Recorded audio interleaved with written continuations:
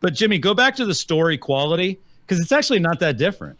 The next slide, it's not that different than the post quality. You got to use the right size. You got to use great images. Now, the biggest difference is forever we have thought about things as 16 by 9, right? And now it's 9 by 16. So that is the biggest challenge. Now, I will say, like Annette, she uses Photoshop a lot. She's actually creating a story right now in Photoshop. So you can use Pro Tools. You could use Canva. Jimmy, there's one called Envato that's amazing. And what these tools have is pre-made frames for stories. So if you want to use a beautiful story without building it, like Envato, Canva, Photoshop, they all have story frames that you can actually leverage to make it look really nice.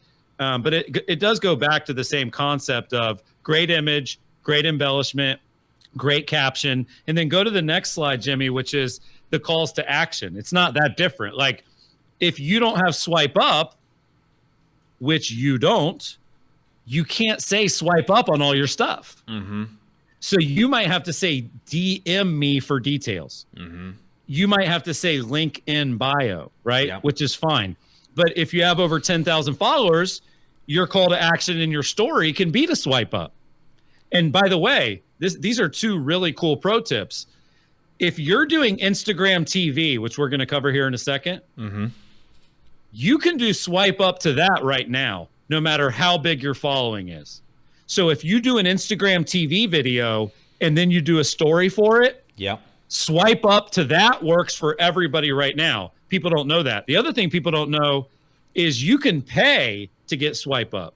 So if you have more than 10,000 followers, it unlocks swipe up. But you can also use Facebook Ads Manager and you can create a swipe up ad no matter what size your following is. But we'll get into that on the next episode about ads, Jimmy. I love it.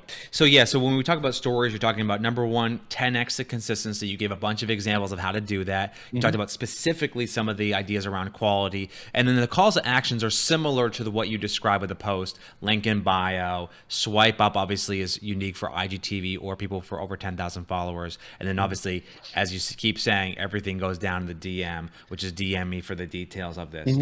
Cool. All right. So let's get into IGTV here, Chris, because you alluded to it a little bit earlier about the ability for people to swipe up to IG, even if you don't have 10,000 followers. But I think for the vast majority of people watching right now, they don't even know what IGTV is. So why don't you set the stage here and walk us through what is IGTV and why should we care? Yeah, it's a great question. So the first reason it exists is simple. Instagram videos are limited to 60 seconds, Jimmy.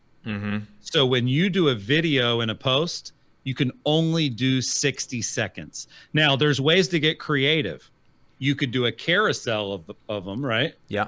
And then you could do 3 or 4, but that's kind of a weird experience. The reason they build IGTV is simple.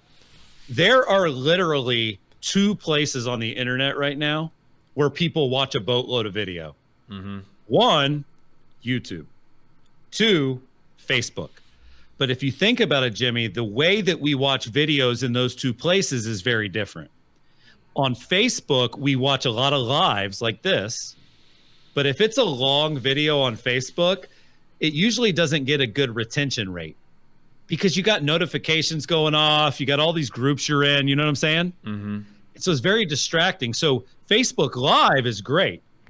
But Facebook videos, a lot of times they get like 10 seconds and the person bails. Now, over on YouTube, you don't get as much, call it discovery of your videos as you can on social, but the depth of the view is much longer. Like our average water cooler on YouTube is over 10 minutes. Like that's the average view, which is bananas compared to over on Facebook. It might be 1:10. Like it's just different.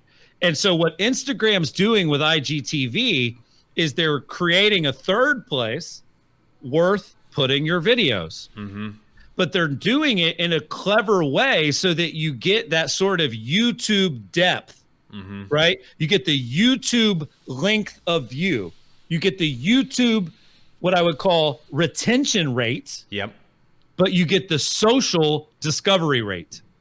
Does that make sense, Jimmy? Is that a good way to think about it? Yeah, it is, because you're absolutely right. There are only 2 or 3 places on the web, or really 2 places on the web, you can get actually a long view. And specifically around Facebook, the challenge with Facebook is even if you go into the sort of that expanded view, you're competing against sort of a live flood of notifications. So it's actually hard to sort of maintain that attention. And when I hear you describe IGTV, it sort of becomes this view where it's all encompassing. You're not distracted, if I'm describing it correctly. Exactly. And the reason that they knew that would work is so a lot of the influencers were doing swipe up to YouTube.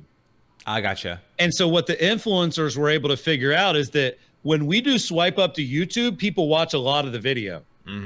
So think of that as like the test was like, oh, if people swipe up to a long video from Insta, they'll watch it.